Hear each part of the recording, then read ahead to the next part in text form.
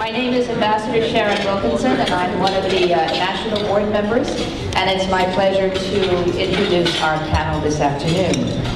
The question is posed: is there a responsibility to protect? When the community of sovereign nations sees evidence of genocide, of war crimes, of ethnic cleansing, or of crimes against humanity, what should it do? The report of the World Summit of 2005 boldly concluded that when a state is quote-unquote manifestly failing to protect its population from the crimes that I've listed, then the international community was prepared to take collective action through the UN Security Council and in accordance with the UN Charter. 5 years later, we are still challenged to make the right decisions to effectuate definitive actions. Our panelists this afternoon are supremely well qualified to bring this vexing issue to our attention and to look at it, not just by their academic preparation, but by their actual hands-on experience. The moderator is Dr. Pauline Baker. Pauline Baker is with the Fund for Peace, a nonprofit organization based in Washington, D.C. that's dedicated to preventing war and alleviating the conditions that cause conflict. Dr. Baker is currently a professorial lecturer at Johns Hopkins School of Advanced International Studies and formerly taught as an adjunct professor at the Graduate School of Foreign Service at Georgetown University.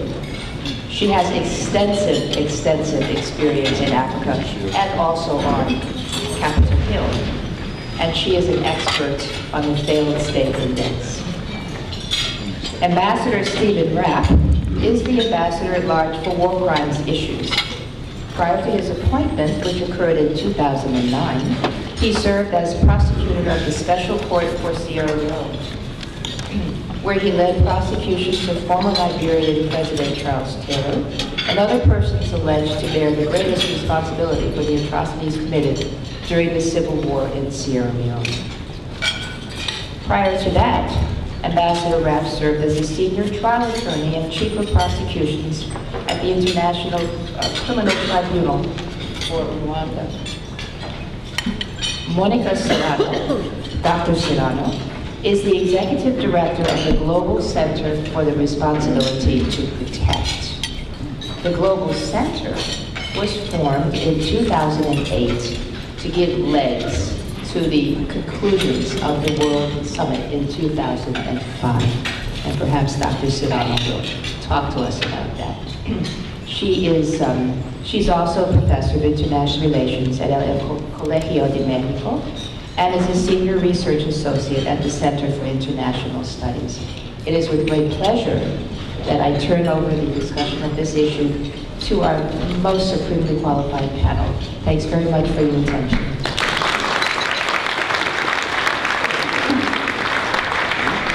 Well, thank you very much. I think we're going to get right into it by first talking a little bit about this concept with a funny name, R2P. And I want to give you just a little bit of a background on it before we open it up. For decades, if not centuries, sovereign states used their concept of sovereignty to protect themselves from any criticism, if there was any, or any intervention, if there was any, for abuses that were that they actually perpetrated against their own citizens. And the norm was that there would be non-intervention in the affairs of other states, and that is certainly a principle that has governed the UN since its founding. What has arisen is a new norm which challenges that old one that says, well, yes, all nations are sovereign, but sovereignty has another side. And the other side is that they have an obligation, if they're sovereign, to protect their citizens. So the norm emerged that sovereignty is in fact responsibility, not just authority.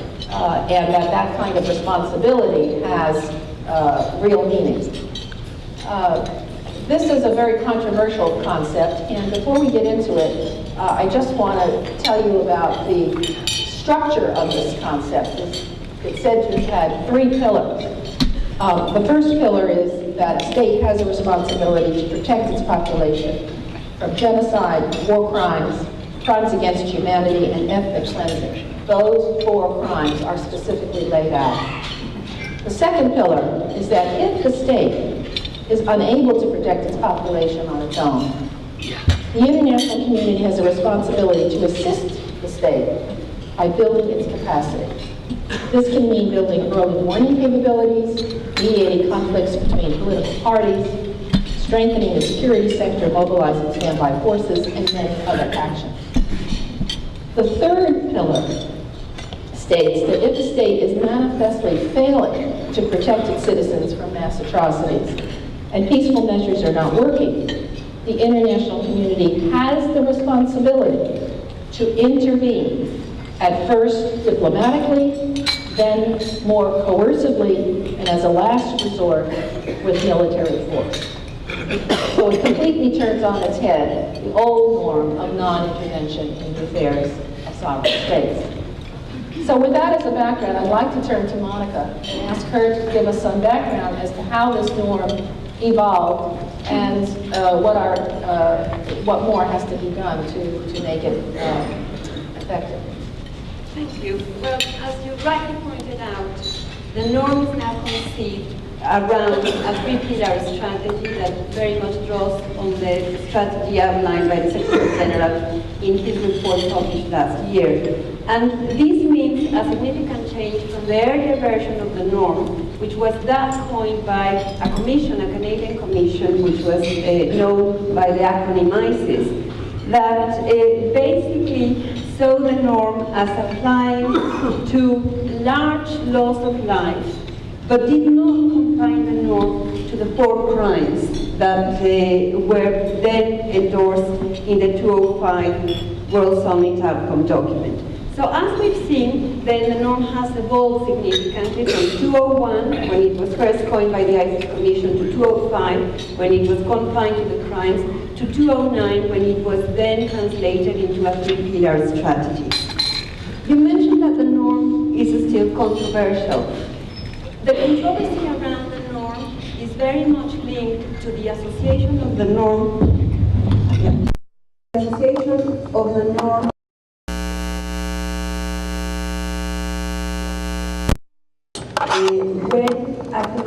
humanitarian crisis is undergoing, sovereignty should be marginalized and an immediate response should be deployed.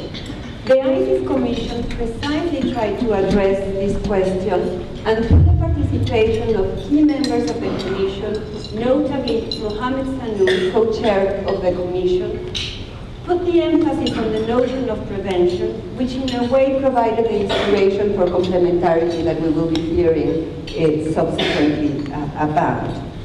So the responsibility to protect us is now understood by member states and is now embodied in the Secretary General's report.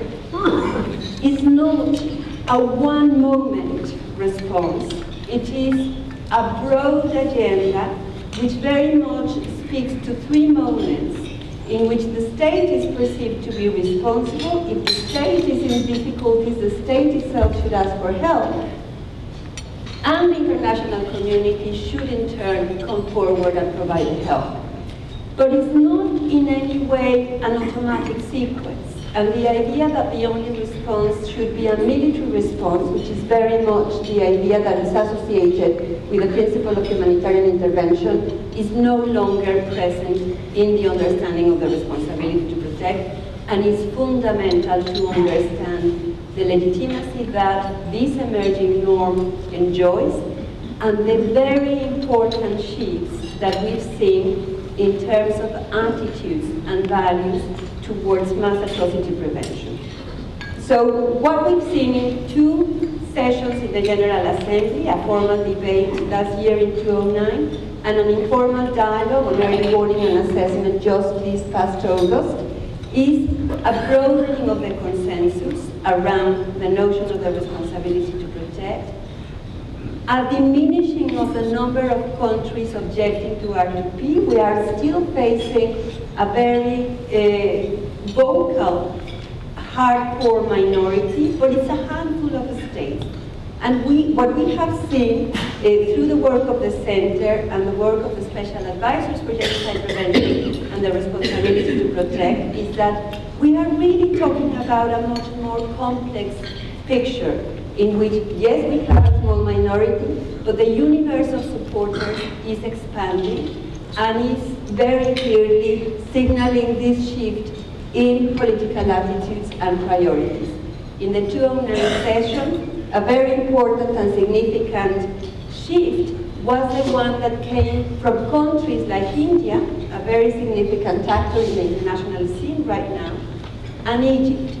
Both countries had been perceived as opponents in earlier sessions and in the period in which the norm, this emerging norm, was eclipsed through the impact of the war on terror. The statement delivered by India and by Egypt showed the readiness and their understanding of the relevance, the urgency of this agenda, and the readiness to take the steps to create the capacities and the normative foundations that could then provide a successful avenue for the implementation of the norm. Thank you very much. Steve, maybe you could comment on what this means for the international justice system. Well, there really is a relationship between the responsibility to protect and international criminal law. Recently, at a forum in New York, ministers, one minister said these two developments are probably the most significant things to develop in the international system in the post-Cold War era. And I think as we look at international criminal justice, and we talk about concepts like complementarity, we see the impact of international criminal justice ideas on the development of the responsibility to protect. And I think it gives us some ideas about its actually operationalizing it. People say international criminal justice began at Nuremberg, and in 2 weeks from Sunday, there'll be a commemoration in Nuremberg. I look forward to being there, repeating the great words of Justice Jackson, and what happened at Nuremberg was of immense importance in terms of holding the leaders to account. But people, I think, in reflecting on Nuremberg, sometimes forget one of the limitations there. And that was, of course, it dealt with the crimes against peace, aggression, but it did deal with atrocities, there's no question, war crimes and crimes against humanity. But in the statute of the Nuremberg Tribunal, the only war crimes they were concerned about are those involving international armed conflict, and only crimes against the people, in terms of civilians, of occupied states. And when it came to crimes against humanity, an idea that the Nuremberg statute drew out of international custom in a very historic way, crimes of violence and murder against civilian populations as part of a widespread or systematic attack against the civilian populations. Nuremberg required that those acts be tied to the international armed conflict, so that when the judgment was returned for crimes against humanity for those leaders involved in the mass murder of the Jews of Europe, the mass murder of the Jews of Poland or Russia, etc., were part of that conviction. But the mass murder of 180,000 German Jews was no part of the basis for the convictions at Nuremberg. Of course, there was little development in international criminal justice during the Cold War era. But then we have the atrocities of the Yugoslavia, of the ex-Yugoslavia, breakup of that federal republic, and the atrocities that involved the murder of tens of thousands, the rape of thousands. And the world responded with the Chapter 7 resolution in the Security Council that essentially tracked Nuremberg and required that for convictions for crimes against humanity there be a tie to the international armed conflict. That changed the following year when, with hundreds of thousands of people murdered in Rwanda in a non-international armed conflict, which of course involved genocide, which is a new offense that had been defined under the Genocide Convention of '48. But when it came to crimes against humanity, it no longer required any sort of international aspect of the conflict or of those crimes. And in 1998, when the world met at Rome to write the statute of the International Criminal Court and wrote war crimes and genocide and crimes against humanity into this statute, there was no requirement of crimes against humanity as being part of an international conflict. I know our own position as the United States opposed the Statute of Rome for a number of reasons having to do with the exercise of jurisdiction, but there was absolute unanimity when it came to the definition of these crimes. Indeed, our American career Marine, Bill Bezau, who's now in another position in the Pentagon, was actually the author, the draftsman of a number of the key provisions, and in the end, the draftsman of all of the elements of the crime. So the whole world recognized that that these crimes could occur within a single nation, against the people of one country within their borders, and they could be of international concern. And now we see with the International Criminal Court situation open in Kenya involving the murder of 1,133 people, not in a civil war, not in an armed conflict, not international in scope, or certainly not international, but of atrocities based on ethnicity or political basis. 1,100 people killed, tens of thousands, even hundreds of thousands displaced for crimes within a single country. And the ICC has now opened, at least as a preliminary examination, the killing of about 150 people in a stadium in Guinea in September of 2009. And it may, and we hope, stand back from that, and the national system can proceed. But I think we're seeing here the idea that what happens within a single country can be the subject of international prosecution. Now, in this responsibility to protect, of course, we're talking about prevention. And as you noted earlier in our discussion, protect prevention and sort of prosecution after the fact are two different things. But there is a relationship. In my hometown in Iowa, the police have on the side of their doors a symbol, and then we protect and serve. And generally, that doesn't mean that they come and stop the crime in the process of it happening. Often we hope that they could, but they often don't. Generally, what they do is to chase up the person who did it afterwards and bring them to justice. And by the fact that you have a system that enables that, you deter those crimes in the first place. So there is that relationship. The responsibility to protect, of course, as we noted earlier, is very controversial in the sense that many people view it, and I think this attitude is shifting. There was some antipathy as it being viewed as a justification for sort of immediate military intervention for humanitarian basis.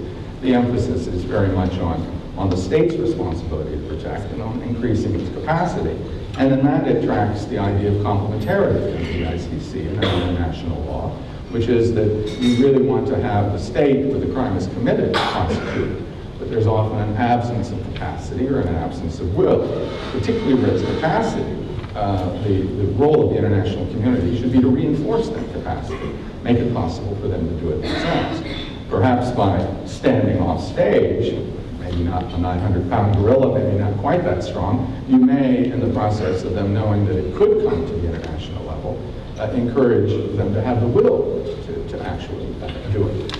But I think the emphasis is very much on trying to have these things done at the national level. Now, as we proceed to operationalize, and this is a slow process of operationalizing this concept, and there have been these debates in New York in last August and again this August, and to some extent some of the controversy out of this idea. The focus now is to a large extent on trying to gather the information and to analyze information about emerging situations of atrocity. And I think this fits very well with an idea that, myself, who's followed the Rwanda genocide very closely, thinks is extremely important, that as these crimes develop, the world needs to know what's happened. They need to know who's responsible. I think one of the most effective things, and not much effective, was done by the international community and by the United States during the Rwanda genocide. But I remember when Prudence Bushnell at one time announced that we know what you're doing, Augustin Bizimungu, Chief of Staff of the Rwanda military. We know what you're doing in this Bagasora. We're watching it, etc. And that did, for a period of time, sort of call them to pull back. They continued, but to be able to know what's going on and to call it down, and now with the principle that there can be international prosecutions for these crimes, that actually having that information at our disposal and being able to speak to it may reinforce the deterrence of international criminal justice and prevent the crimes in the first place. Monica, has this principle actually been invoked and applied in any concrete situation, or is it still emerging? It is, as you rightly pointed out, a principle like the status of the responsibility to protect as a norm, I would suggest is still in an emerging phase and in the process of being consolidated, either through its institutionalization, and there are avenues for that, very clearly in this country, the creation of an office and the appointment of a number of officials charged with dealing with war crimes and mass atrocities, including the ambassador, signals the institutionalization of the principled ideas around the responsibility to protect. In the UN, there are parallel processes going on trying to establish an institutional home for the responsibility to protect. And there is also an initiative that the Global Center has been fostering and has succeeded in persuading 2 countries with very outstanding credentials in terms of legitimacy. Denmark, who had a very impressive record in terms of protecting its own population during the years of the Holocaust, and Ghana, that is also in Africa a country that has been willing to show that sovereignty cannot be used as a shield to abuse its own population. And this initiative is calling for the creation of national coordinating units, national focal points, very much in the sense of what we've seen in the US. So what is the status of the norm? It's still emerging. There is still some lingering concerns about the norm, including from supporters, that as is the case with other human rights norms, there is a fear of misuse, there is a fear of abuse, and there is a fear also of double standards and selectivity. Has it been used? Has it been applied? We have, many of you may have heard about Kenya, a case that has already been mentioned, as a relevant case for the responsibility to protect. And it was not, the principle was not mentioned or invoked during the crisis that loomed in Kenya a couple of years ago. But I had the chance to speak to Kofi Annan, and he said how in his determination to respond swiftly to events in Kenya, he had in the back of his mind the notion of the responsibility to protect as prompting him to take and to persuade other actors to take swift action to stop an event and a number of incidents that could very easily drive Kenya into a very catastrophic scenario. We have also heard the application of the norm to cases which have then been rejected as being relevant for the norm. Very clearly, the cyclone in Myanmar, the Sirte cyclone in Myanmar, which created a debate and a controversy about whether climate change and natural disasters should or not apply to the norm. The consensus was then very clearly the center again, but also the special advisor for the responsibility to protect spoke publicly saying, no, the norm does not apply to natural disasters. It's a norm that is confined to the crimes that are the result, as Ambassador has already mentioned, of systematic and widespread intention. Therefore, if you have a natural disaster, it's only if the country, by denying access, and in the process of denying access, creating the conditions for a large loss of life, large-scale loss of life, then you could potentially argue that crimes against humanity have occurred, and then the norm may apply. But the process of consolidating the norm also is important in relation to these cases which are not relevant for the norm. Georgia, the Georgia-Russian War is another case in which the norm was tried to apply. And again, the center, the special advisor, and other actors very vocally objected to that application of the norm. So those instances are crucial for building the legitimacy of the norm, as will be the process of implementing and applying the norm, as is the case with human rights generally.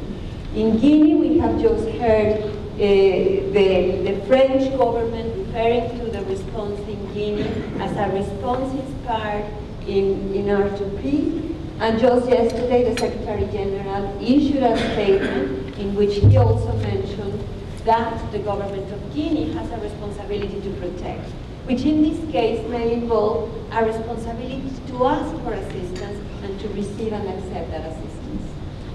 Monica gave us a lot of examples of different interpretations of when R2P would be applied. Who should decide, Steve, when this norm should be applied? Is it just the UN? And if so, who in the UN? Should it be the Security Council only? Would the US want to invoke this norm in order to prevent mass atrocities? And what is the status of the who decides question? Well, I mean, we have to do it flexibly, and of course we start with this principle that it's the country itself that should be identifying the problem and dealing with it. And then through UN organizations and regional ones as well, efforts can be made to deal with the problem and to respond to it in ways that will prevent the atrocity. At the end of the spectrum, we all know, lies the Security Council and the possibility that the Security Council could, under Chapter 7, make an enforcement action. But that's only really essentially the last resort. But fundamentally, I mean, one of the important things about the responsibility to protect, even though Chapter 7 speaks to international peace and security as the reason for Security Council invocation, but the statement unanimously by the United Nations, including the United States, Russia, China, other countries, that there was this obligation for direct action in the last resort, suggests that the Security Council could act in one of these situations to intervene and prevent it, or to prevent the atrocity, or to protect individuals. Talking about case studies, and one that I've been involved in is still certainly a case in progress, as the Guinea one is, and where the words responsibility to protect probably weren't uttered explicitly, was the situation in Kyrgyzstan. And that shows, the operation of this idea in a very challenging part of the world, former part of the Soviet Union, a part that Russia, the president indicates, is within their sphere of privileged interest, etc. That's not fully accepted, but fundamentally, you had a disturbance, you had ethnic violence, you had what their own president, the interim president, described in June as the murder of perhaps as many as 2,000 people in a 2 or 3 day period in the south of that country. From further investigation, it appears to have been around 400. It happened very fast.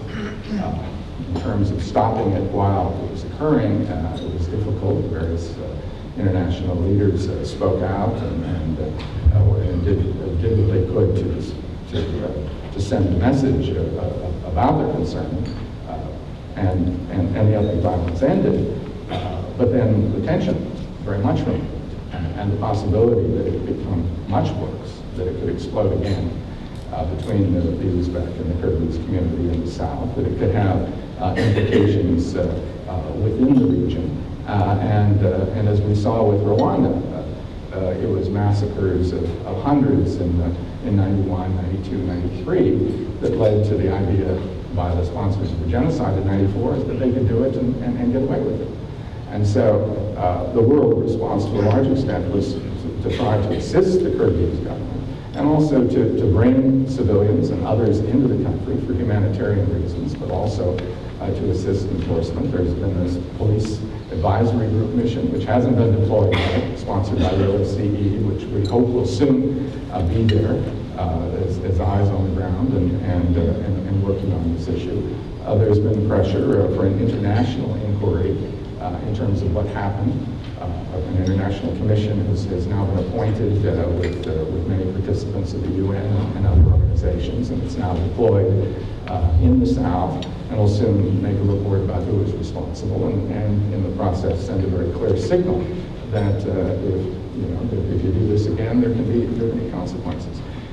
That's involved regional organizations like the OSCE. It's involved, in a way, the United Nations, where there have been discussions and some participation of the UN Human Rights Office in providing people for this mission. It's involved other regional organizations.